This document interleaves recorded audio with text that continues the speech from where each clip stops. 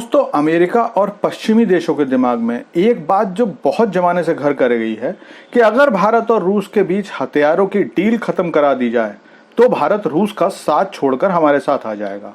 इस बात को सोचकर पिछले 8-10 सालों से ये देश भारत को हथियार दे रहे हैं और उनमें से कुछ की टेक्नोलॉजी भी दे रहे हैं। लेकिन आज भारत और रूस ने यह सिद्ध कर दिया कि भारत और रूस की दोस्ती डिफेंस डील पर निर्भर नहीं है, बल्कि दोनों देश दशकों से मित्र हैं और हालात कैसे भी हों ये मित्रता कायम रहेगी। दरअसल रूस ने आज भारत को ऐसा ऑफर दे दिया है जिसके बाद भारत को एनएसजी में साइन करने की जरूरत खत्म हो जाएगी और रूस का ये ऑफर भारत के लिए रूस के सबसे बड़े उपहारों में से एक होगा। तो क्या है रूस का ऑफर और क्यों इसके बाद भारत को एनएसजी में शामिल होने की जरूरत खत्म हो जाएगी, जानते हैं। लेकिन आपसे रिक्वेस्ट है कि चैनल को सब्सक्राइब कर लीजिए, क्योंकि यहां आपको डिफेंस, फाइनेंस और फॉरेन पॉलिसी पर वीडियोस रोज मिलते हैं।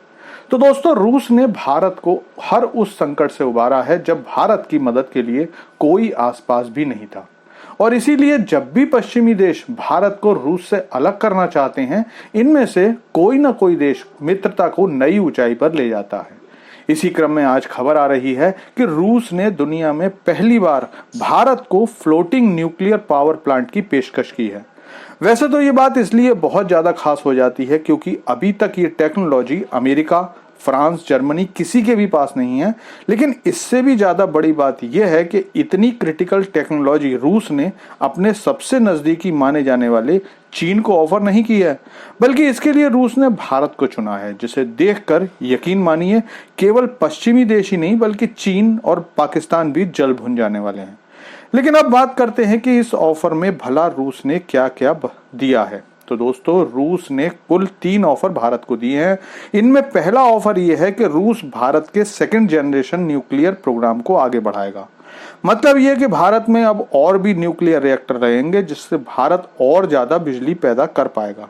दूसरा ऑफर यह है कि भारत को रूस से अब बेहतर न्यूक्लियर फ्यूल भी मिलेगा, जिसके बाद भारत की सबसे बड़ी परेशानी दूर हो जाने वाली है। क्योंकि अब तक भारत को जब भी यूरेनियम की जरूरत पड़ती थी तो भारत कनाडा या ऑस्ट्रेलिया के पास जाता था, या कुछ हद तक भारत की जरूरत कजाकिस्तान भी पूरी करता था।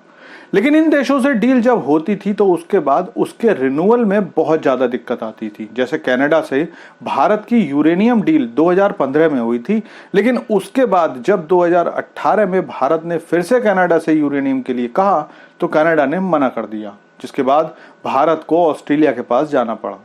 अब अगर भारत को रूस से लगातार यूरेनियम मिलता है तो भारत की ये दिक्कत दूर हो जाने वाली है, क्योंकि फिर भारत को एनएसजी में हस्ताक्षर करने का दबाव भी नहीं झेलना पड़ेगा। इसके अलावा पिछले दिनों अमेरिका ने रूस से यूरेनियम लेने से मना कर दिया था, तो रूस को भी एक भरोसेमंद ग्राहक मिल जाएगा। तीसरा जो फ्लोटिंग न्यूक्लियर पावर प्लांट रूस ने भारत को ऑफर किया है, उसके बाद भारत के ऐसे द्वीप जिन पर बिजली की परेशानी है, वहां पर बिजली की सारी परेशानी खत्म हो जाने वाली है। फिलहाल रूस अपना एक ऐसा फ्लोटिंग पावर प्लांट साइबेरिया के एक एरिया में इस्तेमाल कर रहा है। भारत के कब्जे में भी लगभग 1300 छोटे बड़े द्वीप हैं। इनमें से बहुत से सुरक्षा की दृष्टि से बहुत महत्वपूर्ण हैं और कुछ को भारत टूरिस्ट हब बनाना चाहता है। रूस के ऑफर के बाद भारत को उन द्वीपों तक बिजली पहुंचाना आसान हो जाएगा। इसके अलावा भारत अंडमान निकोबार को अपना सैन्य बेस बनाना चाहता है।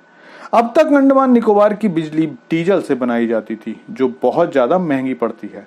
ऐसे में रूस से अगर भारत ये फ्लोटिंग न्यूक्लियर पावर प्लांट लेता है तो भारत के सुदूर क्षेत्रों की बिजली की समस्या बिल्कुल खत्म हो जाने वाली है।